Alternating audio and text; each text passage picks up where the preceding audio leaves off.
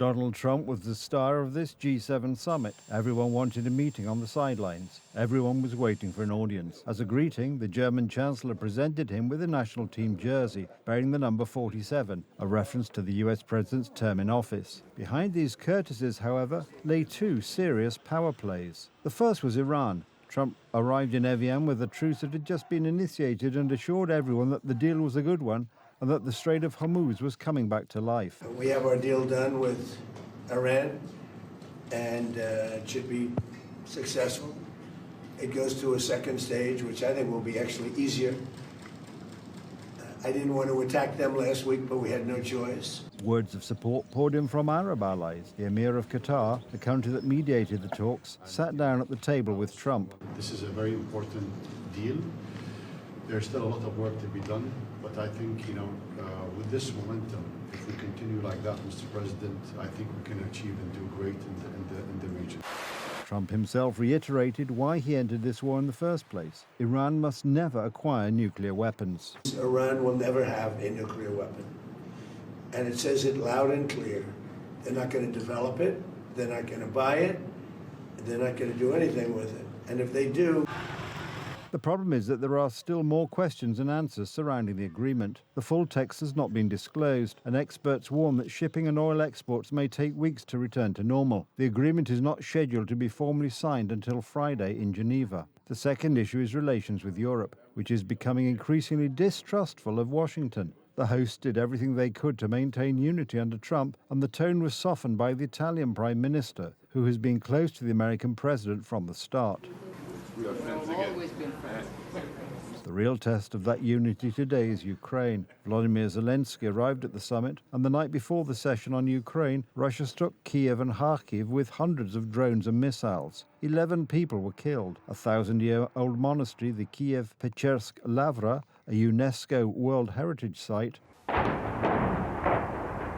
and the most important symbol of the Ukrainian Orthodox Church, was damaged in the attack. Ukraine has shown, however, that it is capable of responding. Early this morning, Ukrainian drones struck the largest refinery near Moscow, a dozen or so kilometers from the Kremlin, sparking a fire. Zelensky confirmed the operation and called it a just response, emphasizing that his country is now striking targets as far as 500 kilometers away. This show of force had primarily geopolitical significance.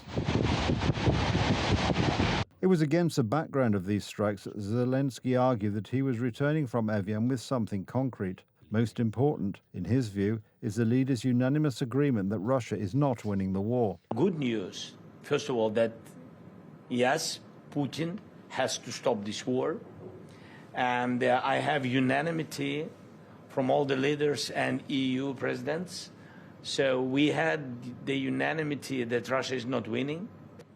Losing a lot of people, and they have to make a deal as quick as possible.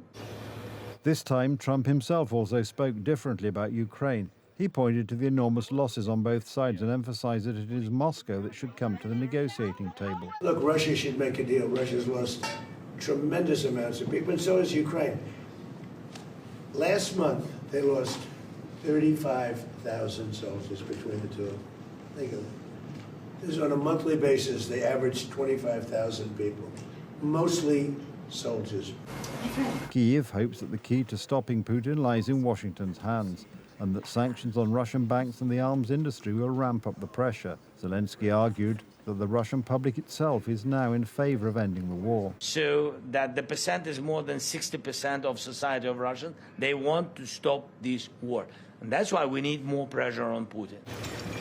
Zelensky also revealed that he had tried to arrange a meeting with Putin on the sidelines of the summit in a neutral country, but Moscow did not respond. Putin was not in Evian anyway, nor could he have been, because Russia was excluded from this group after the annexation of Crimea. The Kremlin's only response today is that intensified Ukrainian attacks will not change the situation on the front lines anyway.